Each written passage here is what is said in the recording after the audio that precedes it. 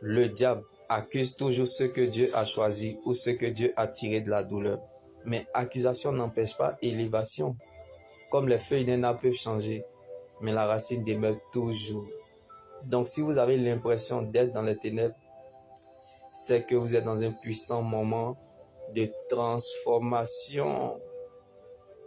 Car la vie est ce que nous pensons. Le diable cherchera toujours à te montrer ce que tu penses.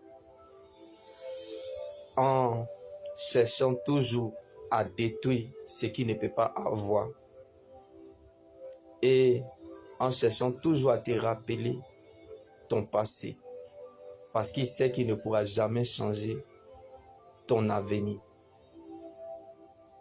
Comme cette situation ne sait même pas qu'elle est dans ta vie, selon Dieu, pour assurer ton avenir.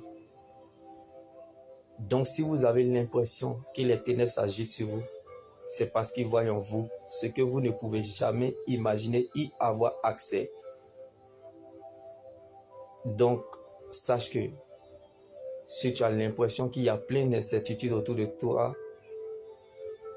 c'est parce qu'il y a quelque chose de nouveau qui se passe. Le silence de Dieu n'est pas un oubli, ni une malédiction. Quand Dieu se tait sur ta vie, c'est qu'il est en train d'agir. Donc il va réagir.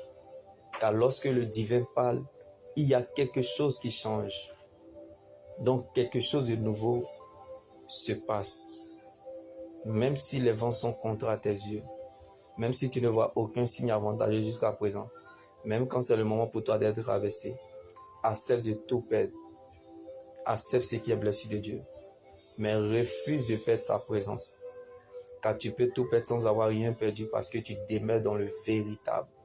Jésus est la puissance d'une vie impérissable, le garant d'une bien meilleure alliance. Donc quelque chose qui devrait te tuer peut parler en ta faveur. À cause de l'atmosphère de l'alliance, tu sortiras vainqueur là où personne n'a survécu. Je prie que là où tu es, que l'Éternel t'accorde sa bénédiction. Que l'Éternel lui fasse sa grâce sur toi, qu'il te donne sa paix. Que l'Éternel étende tes limites. Que l'Éternel augmente tes possessions. Que l'Éternel élargisse l'espace de ta tente. Que l'Éternel te préserve loin du danger et loin du malheur. Encore un peu de temps, l'on saura que la mort a disparu. Il n'y aura plus de deuil, ni de douleur, ni de bruit. Car la foi n'est pas transportée par les circonstances de la vie, mais la foi est portée par la vision. Donc, le désastre pour un être humain, c'est de perdre la vision de Dieu pour sa vie. Lorsque vous êtes sans vision, vous devenez la provision des autres. Comme il n'y a pas de vision sans provision, la parole de Dieu est notre position. Quand Dieu te montre une vision, c'est parce qu'il t'a donné la provision. Donc une vision sans discipline ne connaîtra jamais son accomplissement. Et une vision sans action est un rêve. Quand le rêve a trop duré, le réveil devient brutal. Soit tu te recouches ou tu te lèves pour le réaliser. Si tu veux avoir ce que tu n'as jamais eu, commence à faire ce que tu n'as jamais fait. Si tu ne luttes pas pour ton futur, tu dois accepter ce qui arrivera.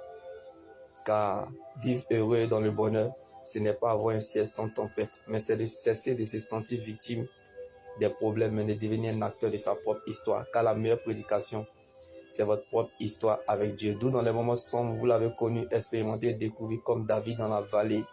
Pleurer, trembler, avoir peur ne veut pas dire que tu as perdu la foi ou espoir, mais c'est l'ADN pour te faire avancer vers celui qui te déclare juste et proche. Jésus est en ta direction.